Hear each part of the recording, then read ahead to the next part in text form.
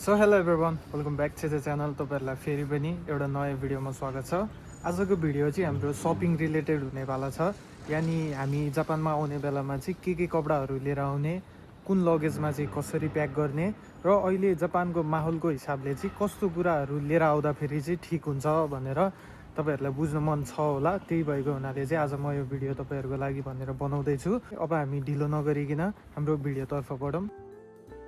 So सुरुमा चाहिँ हामी जापानको सिजनको बारेमा कुरा गरौँ। जापानमा पनि चारवटै सिजन हुन्छ, जस्तै जाडो, गर्मी, त्यसपछि यो पातहरू झर्ने, अनि त्यसपछि स्प्रिङ। अब के भन्छ त्यो मिक्स म्याच भयो है। सो गर्मी चाहिँ कस्तो गर्मी हुन्छ भन्दाखेरि जापानमा पनि गर्मी हाम्रो नेपालको जस्तै नै गर्मी हुन्छ, तर कस्तो विधिको हुन्छ भन्दाखेरि यहाँ जापानमा चाहिँ घाम र चन्द्रमा चाहिँ यही नजिकै आएको जस्तो लाग्छ। अब जापानको जियोग्राफीको हिसाबले कुरा गर्ने हो भने पनि जस नेपालभन्दा चाहिँ जापान अलि माथिपट्टितिर छ। त्यो भएको हुनाले चाहिँ जे होस् त्यो घाम र चन्द्रमा चाहिँ जे होस् आकाशको अलि नजिकै छ कि जस्तो पनि देखिन्छ। त्यो भएको हुनाले गर्मीमा चाहिँ एकदमै बवाल गर्मी हुन्छ। र जाडोको कुरा गर्नुहुन्छ भने अहिले चाहिँ यहाँ जिउनिगाच चलिरहेको छ, यानि डिसेम्बर चलिरहेको छ। र यो डिसेम्बरको बेला भनेको जापानमा मात्रै होइन, अरू थुप्रो विदेशहरूतिर जाडो हुने सिजन नै हो। र अहिले चाहिँ जे होस् जाडो हुँदै गइरहेको छ। बेलुका चाहिँ त्यही टेम्परेचर 5-6 डिग्रीसम्म पुग्छ भने दिउँसो चाहिँ 12-13 डिग्रीसम्म रहन्छ। अब 25 पछि जिउनिगाचुको यानि डिसेम्बर 25 पछि अझै जाडो पनि हुँदै जान्छ। अहिले चाहिँ जे होस् ठिक्क खालको जाडो छ यहाँनिर। सबैहरू अब अप्रिलमा आउने विद्यार्थीहरू त्यति बेला त कति हुन्छ, 4को महिना हुन्छ। त्यो 4को महिनासम्म चाहिँ जे होस् अहिले जतिको जाडो चाहिँ रहँदैन। त्यो बेलामा चाहिँ के हुन्छ भन्दाखेरि स्प्रिङ लाग्छ। स्प्रिङ भनेको चाहिँ अब यो जुन झरेको पातहरू छ यो सबै साकुराको हो। यो अहिले जस्तै माथिहरू यताउता देख्न सक्नुहुन्छ, यो सबै साकुराको बोटहरू हो। र तपाईँहरू आउने बेलामा अप्रिलतिरमा चाहिँ योमा सबैमा ढकमक्क फुलले छाउँछ। तर कस्तो हुन्छ भन्दाखेरि नेपाल र यहाँ जापानको वेदरको कम्पेयर गर्दाखेरि चाहिँ हामीलाई चाहिँ जापान चाहिँ अलि जाडो नै लाग्छ। त्यो भएको हुनाले पनि अब अलि चिसो हो कि जस्तो चाहिँ लाग्छ हामीलाई है। सुरुमा हामीले के बुझ्नु पऱ्यो भन्दाखेरि नेपालको कम्पेयरमा जापान चाहिँ अलि चिसो नै छ। गर्मीमा त्यस्तो केही प्रिपेयर गर्न नपरे पनि जाडोको लागि भनेको चाहिँ हामीले मस्ट तयार भएरै आउनुपर्छ जापानमा। सो यतिसम्म चाहिँ तपाईँहरूलाई अब जापानको सिजनको बारेमा अन्दाजा लागिहाल्यो होला। अब चाहिँ हामी जापानमा आउने बेलामा हामीले कपडाहरू चाहिँ के हाल्नुपर्छ भनेर त्यो बुझ्नतर्फ लागौँ। कपडाहरू बुझ्नु अगाडि एउटा रिक्वेस्ट चाहिँ के गर्न चाहन्छु भन्दाखेरि मैले सपिङ रिलेटेड भिडियो एउटा बनाइसकेको छु। त्यसमा चाहिँ तपाईँहरूले शिरदेखि पाउसम्म, जाडोदेखि गर्मीसम्म के लगाउनु पर्छ, के ल्याउनु पर्छ भनेर त्यहाँनिर मैले सबै डिटेलमा भनिदिइसकेको छु। यदि तपाईँहरूले त्यो भिडियो हेर्नु भएको छैन भने त्यो भिडियो पनि हेर्नु होला। सायद यो तपाईँहरूको पहिलो भिडियो हुँदैछ भने त्यसलाई दोस्रो बनाउनु होला, अथवा त्यो हेरिसक्नु भयो भने तपाईँहरूले योमा चाहिँ त्यसमा भन्न छुटेको कुराहरू चाहिँ तपाईँहरूले यो भिडियोमा पाउनुहुन्छ। सो यो भिडियोलाई मात्र होइन, त्यो अर्को स्क्रिनमा देखिरहेको भिडियोलाई पनि एकदमै प्रायोरिटी दिएर हेर्नु होला। तपाईँहरूले सपिङ सम्बन्धी सम्पूर्ण जानकारीहरू पाउनुहुन्छ। त्यसमा छुटेको कुराहरू चाहिँ म आज तपाईँहरूलाई यो भिडियोमा चाहिँ भन्नेवाला छु। सो पहिलो नम्बर 1मा चाहिँ तपाईँहरूले छुटाउन नहुने कुरा भनेको सियो धागो हो। सियो धागो चाहिँ मलाई त्यस्तो विधिको इम्पोर्टेन्ट छ जस्तो चाहिँ मलाई लागेको थिएन, तर जापानमा आइसकेपछि चाहिँ बल्ल मलाई फिल हुँदै गयो सियो धागो पनि चाहिन्छ है। सियो धागो पनि सबैजनाले नै ल्याउनुपर्छ भनेर अहिले चाहिँ मलाई फिल हुँदैछ। रिसेन्टली जे होस् मेरो म्याकमा म काम गर्ने ठाउँको मेरो पाइन्ट चाहिँ च्यातिएको थियो। किन भन्दाखेरि अब साइकल चलाइरहनु पर्छ, पेल्नुपर्छ, र त्यसले गरेर चाहिँ यो मेरो थाइको यो यता छेउपट्टि चाहिँ यता च्यातिएको थियो है। अब म सिम्पली अब टेलरमा गएर सिलाएको भए चाहिँ त्यहाँनिर थोरैमा पनि 300-400 रुपियाँ 500 रुपियाँसम्म चाहिँ ठटाइ नै हाल्थ्यो। र टेलर पनि म बसेकोबाट चाहिँ साइकलमा 10-15 मिनट 20 मिनट जतिको टाढा छ। त्यो भएको हुनाले चाहिँ त्यो एकदमै टेन्सन हुन्थ्यो। तर के भएछ भन्दाखेरि मेरो रुममेटले चाहिँ उसले सियो धागो चाहिँ लिएर आएको रहेछ, र त्यो हुनाले चाहिँ मलाई धेरै नै हेल्प भयो। र नेपालबाट पनि मलाई जे होस् हल्का फुल्का सिलाउन चाहिँ आउँथ्यो, यसरी सिलाउनु पर्छ भनेर। सो मैले चाहिँ त्यो पाइन्ट चाहिँ त्यहीँनिर त्यसरी नै सिलाइहालेँ मिलाएर। अनि जुनले गरेर चाहिँ मलाई के फिल भयो भन्दाखेरि ओहो सियो धागो भइहाल्यो भने त अब सानोतिनो च्यातिएको त आफैले घरमा नि सिलाउन मिल्यो, पसल जान नि परेन, खोज्न नि परेन, पैसा तिर्न नि परेन होइन। त्यो सिनहरूको त फेरि अब सबै कुरा महँगो हुन्छ के। अब कोटहरू सिलाएको पनि 30-35 हजार रुपियाँ लिन्छ होइन। त्यो भएको हुनाले चाहिँ जे होस् एउटा सियो धागो चाहिँ नबिर्सिकन हाल्नु होला। 3-4वटा सियो अनि 2टा कालो धागोको गोली अनि 2टा सेतो धागोको गोली हाल्नु। जस तपाईँहरूको जे कुरा च्याते पनि तपाईँहरूले मिलाउन सक्नुहुन्छ। सो दोस्रोमा चाहिँ तपाईँहरूले ग्लोभ्स र मफलर पनि ल्याउनु होला। यानि ग्लोभ्स भएन भने चाहिँ यहाँनिर साइकल चलाउने बेलामा त्यो हावाले चाहिँ एकदमै हातमा हान्छ र हात चाहिँ लास्टै काटिन्छ है। र मफलर भनेको चाहिँ गलबन्दी भयो भने तपाईँहरूको कानसान छोप्न हुन्छ। र टोपी पनि नबिर्सिकन ल्याउनु होला। र अहिले चाहिँ जे होस् मैले तपाईँहरूलाई अलि चिसोको लागि त्यो हिसाबले कपडाहरू भन्दैछु। किन भन्दाखेरि गर्मीमा चाहिँ हामीलाई त्यस्तो केही पनि त्यो प्रिपेयर गर्नै पर्दैन। गर्मीमा किन भन्दाखेरि अब जब एउटा टी सर्ट मात्रै लगायो भने पनि होइन त्यो हामी सेफ हुन सक्छौँ नि त। तर जाडोमा त अब जाडो लागिहाल्यो भने निमोनिया लाग्यो, छातीमा हावाले हान्यो भने त्यो बेलामा चाहिँ अलिक समस्या नै हुन्छ।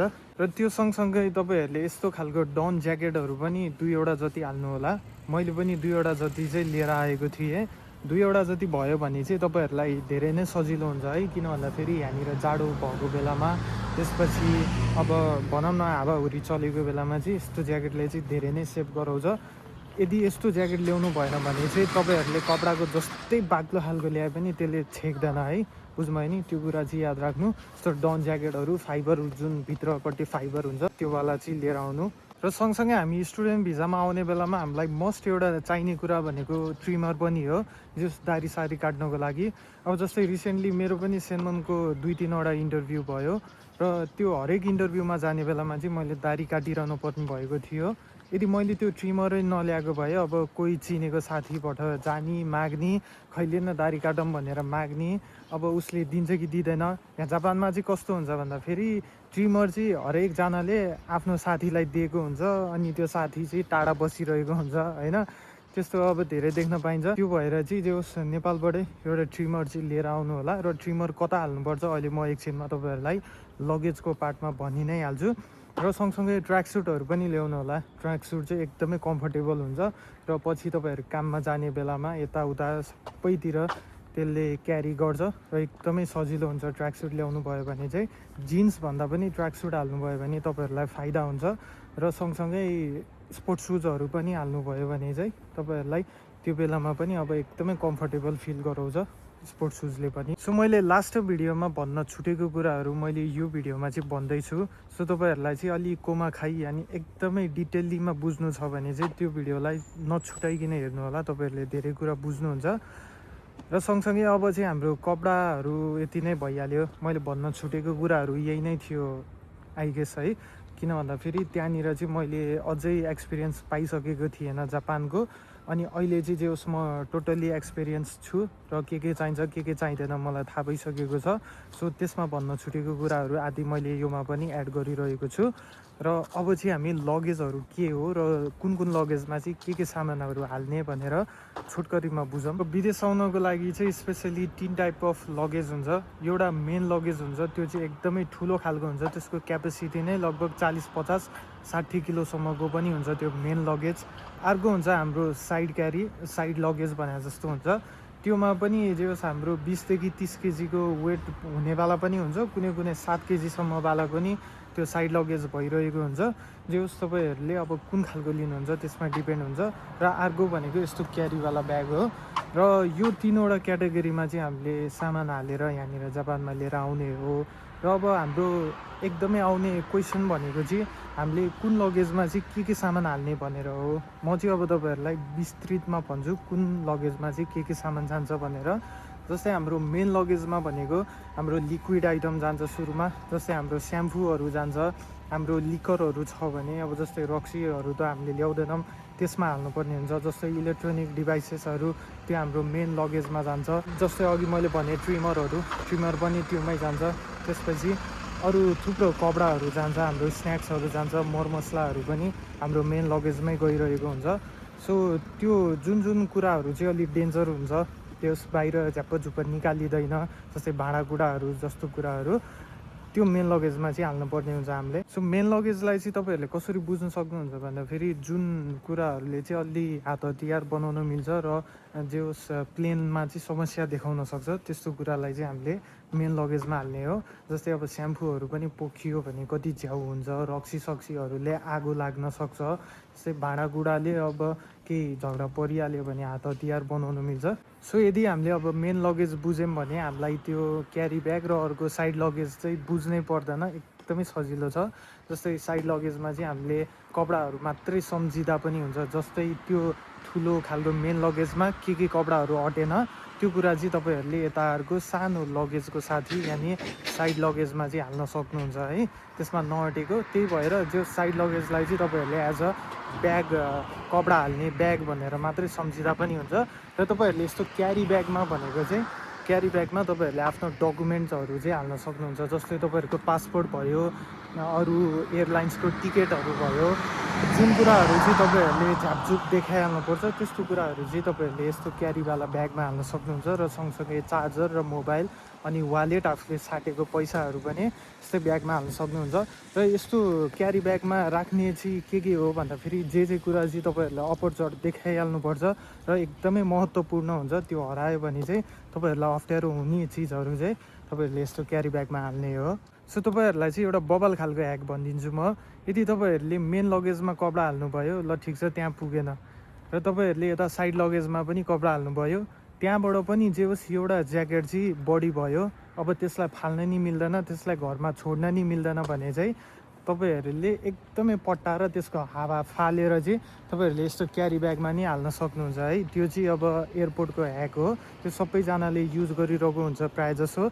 र मेरो पनि के थियो भन्दाखेरि अहिले भर्खरै मैले यो लगाइरहेको ट्र्याक पनि मेरो वेट बडी भएर चाहिँ मैले अब मलाई माया लागेर मैले नेपालमा नि छोडिनँ, मैले कसैलाई पनि दिएन। मलाई एकजनाले चाहिँ के सजेस्ट गर्यो भन्दाखेरि यसमा पनि हाल्न मिल्छ भनेर चाहिँ मलाई भनेको थियो।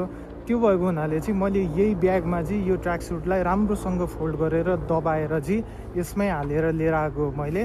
त्यो भएको हुनाले यस्तो ब्यागमा पनि तपाईँहरूले जे होस् यता लगेजहरूमा नअटेको बढी भएको आइटम पनि तपाईँहरूले एकदमै मिलाएर प्रेस गरेर यसमा 2-3वटा टी सर्ट अथवा एउटा ज्याकेटै हालेर पनि लिएर आउन सक्नुहुन्छ। यसको वेट चाहिँ उनीहरूले गर्दैन। सो यो बिचमा चाहिँ अब कति स्टुडेन्टहरूलाई मनमा एउटा प्रश्न पनि आउँछ, जस्तै हामीले चामलहरू दालहरू ल्याउन मिल्छ कि मिल्दैन भनेर। त्यो यति कुरा बुझ्नु कि चामल दालहरू तपाईँहरूले ल्याउन मिल्दैन भन्ने हुँदैन कि, बुझ्नुभयो नि। तपाईँहरूले ल्याउन मिल्छ तर त्यसको केही कन्डिसनहरू छ, जस्तै तपाईँहरूले प्याकेजिङवाला त्यसको एक्सपाइरी डेट चाहिँ अलि धेरै भएको, जस्तै 12-13 महिना जति नै भएको, त्यस्तो खालको 2 वर्ष भएको त्यस्तो खालको ल्याउँदै हुनुहुन्छ भने चाहिँ तपाईँहरूलाई चामलहरू दालहरू प्याकेट भएको चाहिँ ल्याउनबाट कसैले पनि रोक्दैन। तर यदि तपाईँहरूले चाहिँ खुल्ला टाइपको अब प्लास्टिकमै बेरेर ल्याउनुहुन्छ भनेपछि त्यसमा चाहिँ तपाईँहरूलाई समस्या हुनसक्छ। अब ल्याउनेले त अब मेरै रुममेट साथीले अब गुन्द्रुक अब यत्तिकै प्लास्टिकमा बेरेर ल्याएको होइन, त्योमा चाहिँ कस्तो पनि हुन्छ भन्दाखेरि अब अलि एयरपोर्टमा पनि डिपेन्ड हुन्छ, यानि तपाईँहरू चाहिँ कुन एयरपोर्टबाट आउँदै हुनुहुन्छ र एयरपोर्टले चाहिँ कति भिडियो टाइट गरिरहेको छ तपाईँहरूलाई भनेर। सो तपाईँहरूको अब थोरै लक पनि हो, जस एयरपोर्ट राम्रो खालको त्यस्तो स्ट्रिक्ट परेन भने तपाईँहरूले अब घिउनै ल्याए पनि ल्याउन चाहिँ दिन्छ है। सो तपाईँहरूले चाहिँ अहिलेसम्म जे होस् नयाँ सामानहरू के ल्याउनु पर्छ र लगेज के हुन्छ भनेर थोरै रिकल त पाउनुभयो होला। र म चाहिँ तपाईँहरूलाई फेरि सजेसन चाहिँ के गर्छु भन्दाखेरि त्यो पहिलाको सपिङको भिडियो पनि एकचोटि राम्रोसँग हेर्नुहोस् र त्यो हेरिसकेपछि फेरि एकचोटि यो भिडियो पनि हेर्नुभयो भने चाहिँ तपाईँहरूले राम्रोसँग सबै कुरा बुझ्नुहुन्छ। र थुप्रो स्टुडेन्टहरूले चाहिँ मलाई अब यहाँ जापानको थोरै हस्टलको बारेमा पनि इन्क्लुड गरिदिनु भनेर भन्नुभएको थियो। सो मेरो चाहिँ कस्तो रह्यो जापान भन्दाखेरि म पनि अब सिगाचुमा आएको थिएँ, यानि 4 महिना अप्रिलमै आएको म पनि। र आउने बित्तिकै जे होस् माहौल चाहिँ अलिक चिसो थियो। म घरबाट यानि नेपालबाट चाहिँ ज्याकेट मात्रै लगाएर आएको थिएँ र त्यो ज्याकेटले चाहिँ नधानेर मैले टी सर्ट थियो मेरो एउटा बाक्लो भुत्ला भएकोवाला, त्यो लगाएँ। अनि त्यसपछि मलाई होस्टेल देखाएन उनीहरूले, अनि म होस्टेलमा बसेँ। त्यसपछि थोरै सिमसिम खालको पानी परिरहेको थियो। अनि जे होस् ल अब त म कहाँ आएँ यार, अब त म नेपाल जान नि मिल्दैन, अब म यहीँ बस्नुपर्छ होला है। ल यस्तो रहेछ जापान भनेर त आउन त आइयो, अब जाने कसरी हो। ओहो मलाई त लास्टै मिस हुन थाल्यो नेपाल भन्ने जस्तो पनि मनमा त्यो लागिरह्यो मलाई चाहिँ है। अनि पछि जे होस् यहीँनिर अलि एडजस्ट हुँदै गइयो। अनि बेला बेलामा घरको याद आउँथ्यो, अनि कहिलेकाहीँ यतै रमाइलो लाग्थ्यो। यताको जे होस् त्यो कन्भिनियन्स देखेर के, अब सबै कुरा यत्तिकै नजिकैमा पाउने। अब कोक खान मन लाग्यो भने पनि भेन्डिङ मेसिनमा गएर 100 रुपियाँमा जे होस् कोइन हालिदिएपछि जे होस् कोक खान पाइने। त्यो देख्दा पनि अब जाँदिनँ नेपाल त, यहीँ बस्छु भने जस्तो पनि लाग्ने। कहिलेकाहीँ चाहिँ अब दुःख हुँदाखेरि अब नेपालकै याद आउने है। त्यस्तोमा चाहिँ जे होस् लाइफ चल्दै गयो। अनि आफ्नो कम्फर्ट जोन छोडिसकेपछि चाहिँ मैले मेरो भित्री मनको कुरा सुने। र कस्तो हुँदो रहेछ भन्दाखेरि आफ्नो परिवारहरू छोडेर आइसकेपछि आफूले चाहिँ आफ्नो भित्री मनको सुन्दो रहेछ। र त्यो भित्री मनको सुनिसकेपछि चाहिँ मैले युट्युब गर्न खोजेको थिएँ, मैले टिकटक बनाउन खोजेको थिएँ नेपालबाटै। तर मैले नेपालमा चाहिँ आँट्न सकेको थिएन। तर यहाँनिर आइसकेपछि चाहिँ मैले आँटेँ, म आफ्नो कम्फर्ट जोनबाट निस्केँ। र अहिले चाहिँ मलाई तपाईँहरूले हेर्दै हुनुहुन्छ, र म पनि तपाईँहरू जस्तै नर्मल स्टुडेन्टमै यहाँनिर जापानमा आएको हो।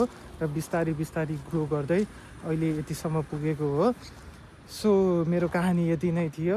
अब यदि पछि तपाईँहरूलाई अझै डिटेलिङमा जान्नु मन छ भने म पछि एउटा भिडियो बनाएर चाहिँ के कस्तो भयो मेरो यो जापानको जर्नी भनेर त्यसमा इन्क्लुड गरिदिउँला। सो आजको भिडियोलाई चाहिँ यतिमै एन्ड गरौँ होला, धेरै नै अँध्यारो पनि भइसक्यो। त्यो भएको हुनाले अब एकछिनमा काम पनि जानु छ म। सो भिडियो मन पऱ्यो भने भिडियोलाई लाइक गरेर, च्यानलमा नयाँ हुनुहुन्छ भने च्यानललाई सब्सक्राइब पनि गरिदिँदै गर्नु होला। र तपाईँहरू मेरो टिकटक र इन्स्टामा जोडिनु भएको छैन भने विज्ञान लामा सर्च गरेर चाहिँ मलाई फलो गर्दै गर्नु होला। अब चाहिँ नेक्स्ट भिडियोमा भेटौँला। भिडियो सम्बन्धी तपाईँहरूलाई केही नयाँ सजेसन्सहरू छ भने तपाईँहरूले दिन पनि सक्नुहुन्छ। मैले त्यही हिसाबले भिडियोहरू पनि बनाइरहेको नै हुन्छु। सो नेक्स्ट भिडियोमा भेटौँला। हस्त धन्यवाद।